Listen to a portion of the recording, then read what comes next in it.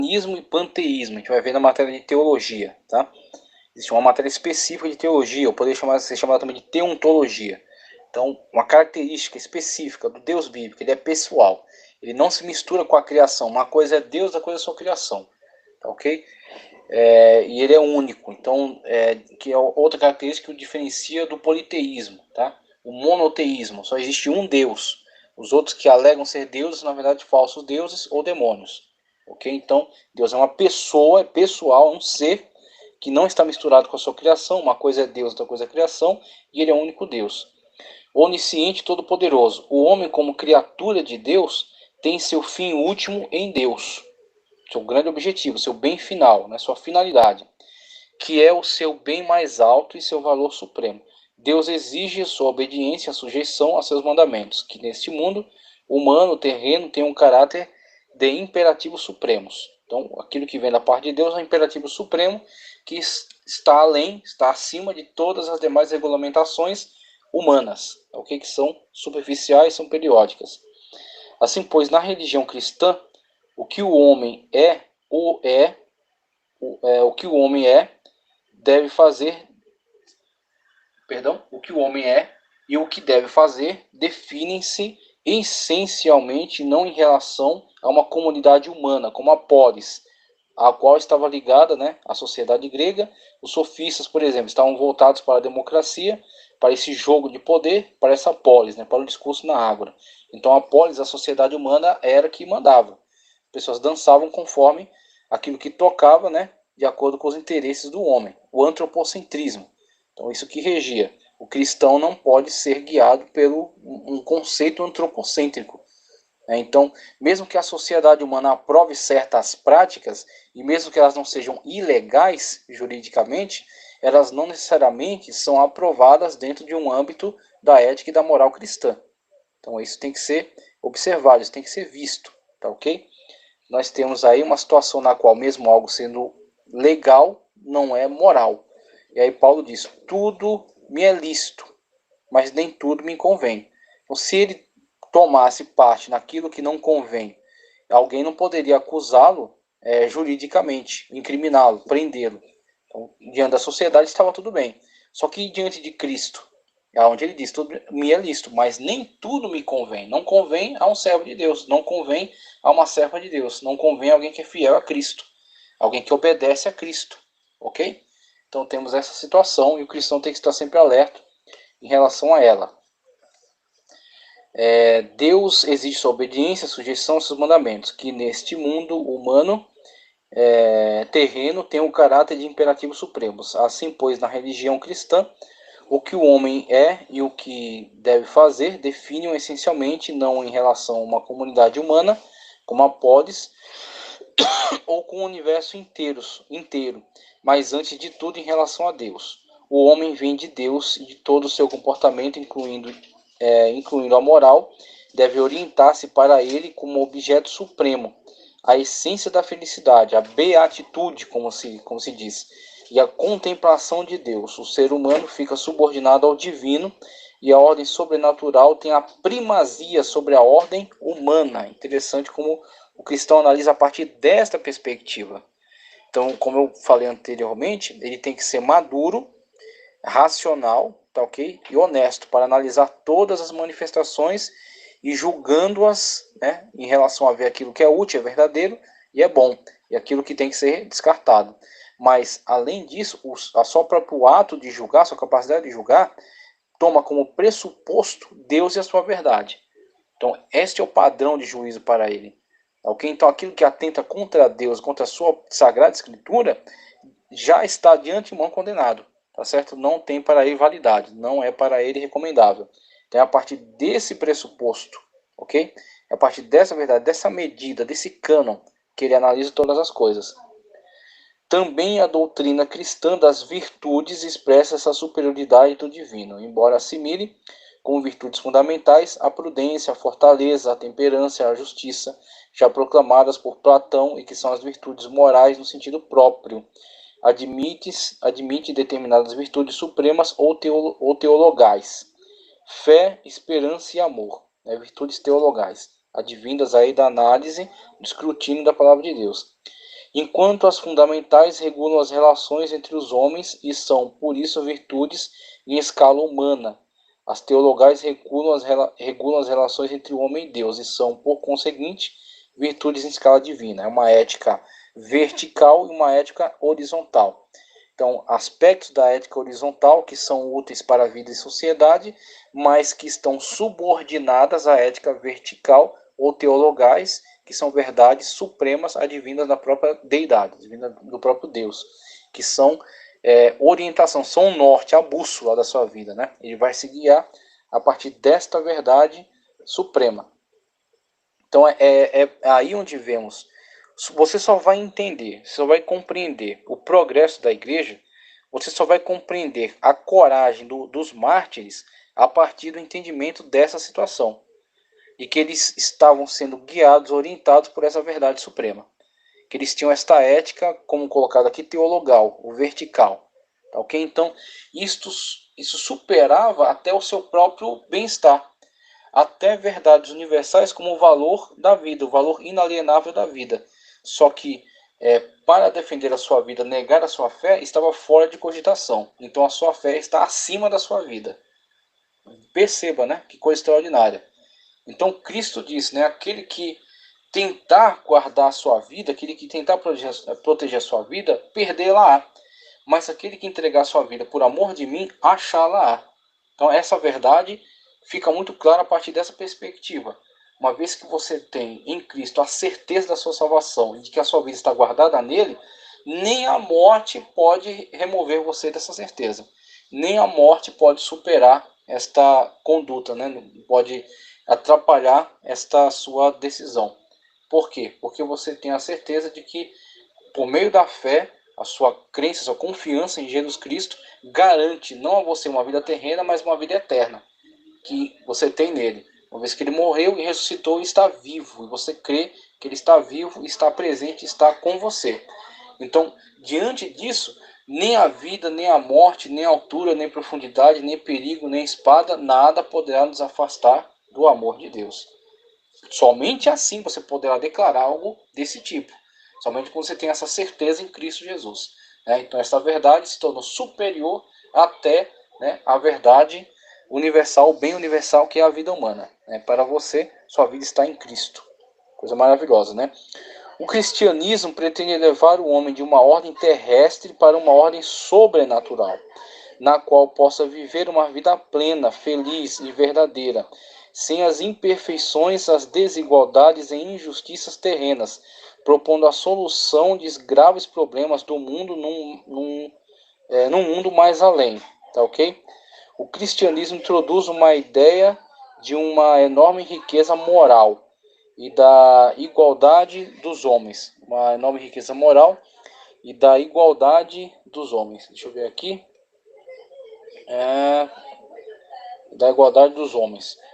Todos os homens, sem distinção, escravos e livres, cultos e ignorantes, são iguais diante de Deus e são chamados a alcançar a perfeição e a justiça no mundo sobrenatural. Interessantes contrastes, né? Então você tem algumas questões aqui que são verdades extraordinárias, verdades maravilhosas dentro do cristianismo e que são de fato fatores de transformação da humanidade, que são características muito. Deus é o criador de todas as coisas.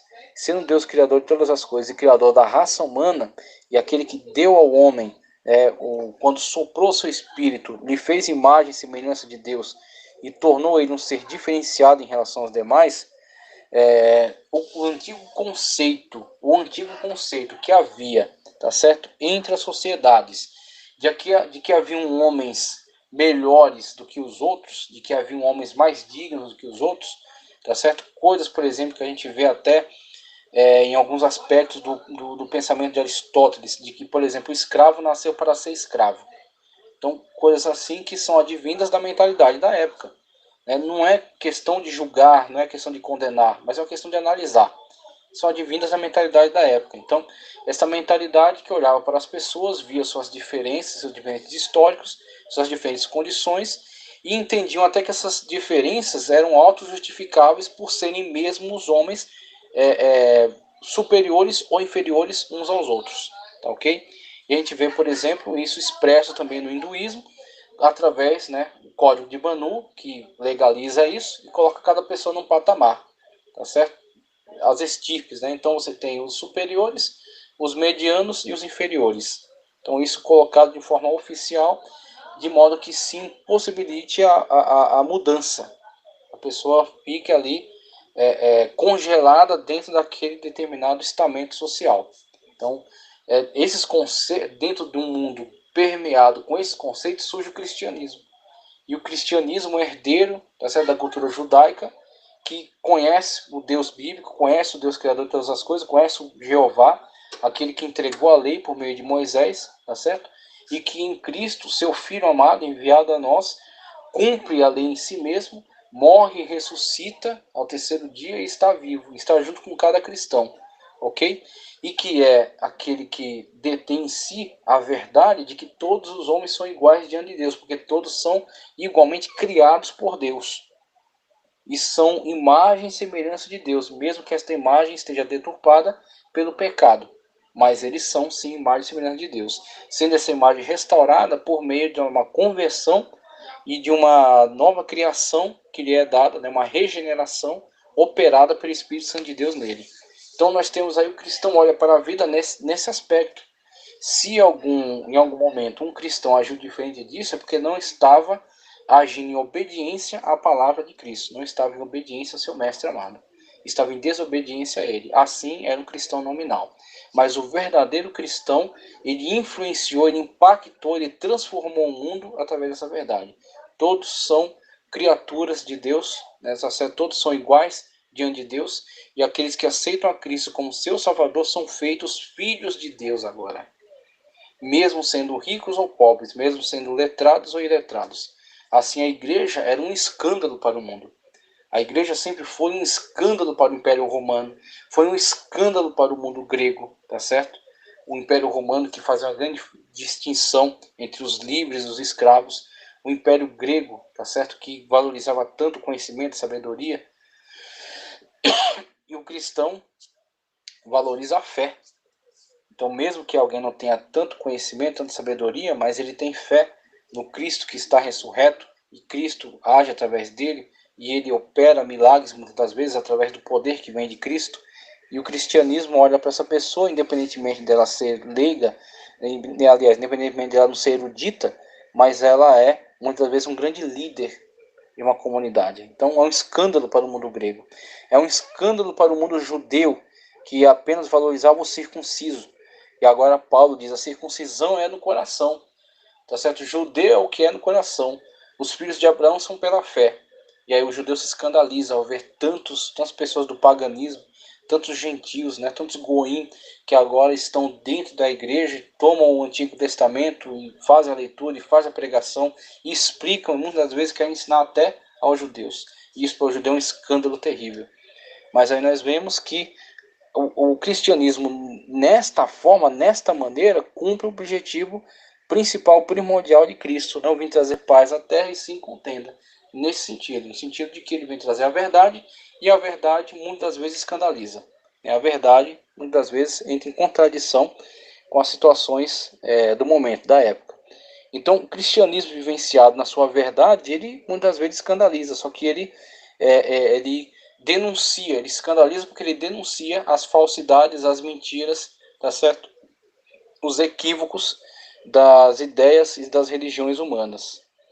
A mensagem cristã de igualdade é lançada no mundo social em que os homens conhecem a mais espantosa desigualdade, a divisão entre escravos e homens livres e entre servos e senhores feudais. A ética cristã medieval não condena essa desigualdade social e chega inclusive a justificá-la. Então, pera lá, né? Calma aí com essa questão. Não é que ela justifica, não é que ela valida, tá? Mas ela não está prioritariamente preocupada com essa questão. Então, a questão que a ética cristã ataca é a salvação, é a alma. É o âmago da questão, tá ok? Porque quem produziu essa ideia, se não pessoas perturbadas por ideias malignas, ideias satânicas, demoníacas, diabólicas, carnais, tá certo? Que se supervalorizam em detrimento do próximo, que não olhavam para o outro como seu próximo, mas sim como objeto que servia para atender os seus desejos. Então o cristianismo não é que ele justifica essa desigualdade, mas ele ataca essa desigualdade não superficialmente. Que seria uma revolução, é atacar essa desigualdade pelo nível superficial, da guerra de todos contra todos, da tentativa de um grupo ascender ao poder por meio de violência, mas ele mesmo se torna depois os opressores. Essa é a revolução das massas. Só que as massas precisam de um representante, né? E o representante das massas, que diz que vai fazer justiça a elas, uma vez que as massas derrubam o poder que está estabelecido, este grupo, que são os representantes, se colocam no poder representando elas, e em representação a elas, as oprime. Você tira um opressor e coloca outro. Isso foi a Revolução Francesa. Você tira a monarquia e coloca uma ditadura sanguinária da guilhotina. O comunismo, você tira lá o monarca, que era um usurpador, certamente era, só que você coloca um grupo pequeno, um partido único, que vai estabelecer a mais pesada ditadura. Então, você tira um usurpador e põe outro. Essa é a questão. Essa é a questão da revolução, de você tratar dessas questões superficialmente. O cristianismo não justifica a desigualdade, ele ataca a desigualdade no âmago. O âmago da desigualdade está no coração humano, ok? Quando o coração humano, quando a inteligência humana, a mente humana entende que aquela pessoa que ele oprimia é, na verdade, o seu irmão, é o seu próximo, é uma criatura de Deus, tá certo? E mais do que ser um irmão em Cristo, quando tem Cristo como seu Salvador, ele está inviabilizado, está impossibilitado de abusar daquela pessoa, de usurpar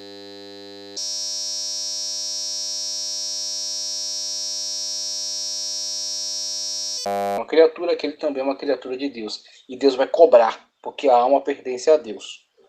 Então, esse é o verdadeiro juízo, tá ok? Esse é o verdadeiro padrão, essa é a verdadeira limitação ao homem. Não é apenas uma limitação escrita num papel, mas escrita no seu coração. É onde o cristianismo faz toda a diferença. É o que onde ele faz a ética cristã se mostra verdadeira. O problema deve ser enfrentado de uma maneira não abstrata, mas no quadro das condições históricas e sociais de seu tempo. E considerando estas, não se pode dar uma resposta simplista. De fato, o cristianismo deu aos homens pela primeira vez, incluindo os mais oprimidos e explorados, com quem o cristianismo mais trabalhava. Cristo disse: não vim para os sãos, mas para os doentes. E eis aí, né, o seu foco, o seu objetivo, o seu principal trabalho. Não excluindo os ricos, mas o foco está nessa população, o foco está nos necessitados. Os ricos também sendo convidados a participar, desde que estivessem plenamente conscientes de que eles não têm privilégios, de que eles não têm vantagens, de que todos são iguais diante de Deus, sendo todos pecadores, sendo salvos, né, pela graça em Cristo Jesus. O pecado nivela todos, porque independentemente de ser rico ou de ser pobre, de ser inteligente ou de ser iletrado, todos, por serem pecadores, terão destino o mesmo inferno de condenação eterna. E todos, independentemente de sua classe social, de suas condições, de sua intelectualidade, podem e devem ser salvos através da pessoa bendita de Cristo Jesus por meio da fé, sem obras, ok? Então todos também entram pela mesma porta, e a porta é Cristo. O único que é o caminho, a verdade e a vida. Ele é a porta. Então, sendo rico ou sendo pobre, tem que entrar pela mesma porta, que é Cristo Jesus. E assim o cristianismo nivela a sociedade através disso. E aí eu sempre deixo para você a diferenciação. Por que durante muita época da história você não viu esse impacto, essa transformação? Porque uma igreja, infelizmente, se institucionalizou, se empoderou extraordinariamente, esqueceu-se da palavra de Deus e se voltou para o poder, para a política, para a ganância, tá certo? Para a opulência, para enriquecer, para acumular dinheiro, ok? Mas é por causa disso que veio a reforma, para contrariar todo este erro e para tomar de volta a palavra de Deus e colocá-la no seu devido lugar, que é no centro da situação, regendo a igreja, regendo a nossa vida. A consciência de sua igualdade, exatamente quando não existiam as condições reais, sociais e de uma igualdade afetiva ou efetiva, né? Que, como hoje sabemos, passa historicamente por uma série de eliminações de desigualdades concretas, políticas, raciais, jurídicas, sociais e econômicas. Veja, todas essas áreas nas quais a desigualdade acontece, política, racial, jurídica, social e econômica, ela decorre de um erro que está no centro de toda essa questão, que é a ação humana. A ação humana movida pelo pecado, influenciada demoniacamente e influenciada também pelas concupiscências da carne, ok? Que faz com que ele haja na política, na questão racial, na questão jurídica, social e econômica, de uma forma totalmente perversa.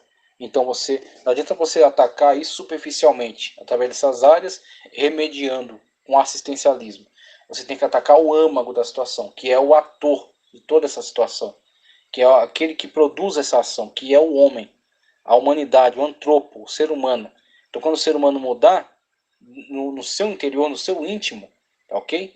Ele for uma nova criatura, ele for guiado pela lei do Espírito, ele começar a agir, tá certo? De uma forma cristocêntrica, ele será um político melhor, ele entenderá que nessa questão racial todos são criaturas de Deus e são iguais, juridicamente ele será honesto, será correto, íntegro, reto, tá certo? Socialmente ele será generoso e promoverá então um bem social para todos que estão à volta dele, e economicamente também ele será honesto, não usurpará, não enganará, tá ok? E não agirá de forma desonesta. Então, todas essas áreas serão impactadas pela mudança do ser, do interior. Na Idade Média, a igualdade só podia ser espiritual, tá? Por causa dessa situação, de todo esse desvio, né? Ou também igualdade para o amanhã. Essa questão de mundo que ele coloca aqui também, essa questão assim, a felicidade do mundo do além, tá ok? Tem que tomar cuidado com esses conceitos, porque isso também serviu de muito pretexto, muita desculpa a pessoas que são usurpadores da fé, prometendo às multidões: olha, você terá uma felicidade no além, e extorquindo elas no presente. Quando na verdade o reino de Deus ele se traduz agora. Sim, há um mundo no além. Sim, há uma promessa para a eternidade. Cristo disse que nos preparou lugar, ok? Só que isso não significa que Cristo autorizou os líderes a abusarem das pessoas no presente. Por quê? Na verdade, aquele que está em Cristo, ele não espera chegar para o além, para uma nova vida. Ele já tem uma nova vida. Ele já vive conforme o padrão e os conceitos do reino de Deus. Mesmo que ele terá ainda uma participação escatológica, o reino de Deus para o futuro, sim. Mas o reino de Deus do futuro já se apresenta agora, já influencia agora, já se mostra agora, já transforma agora a sociedade.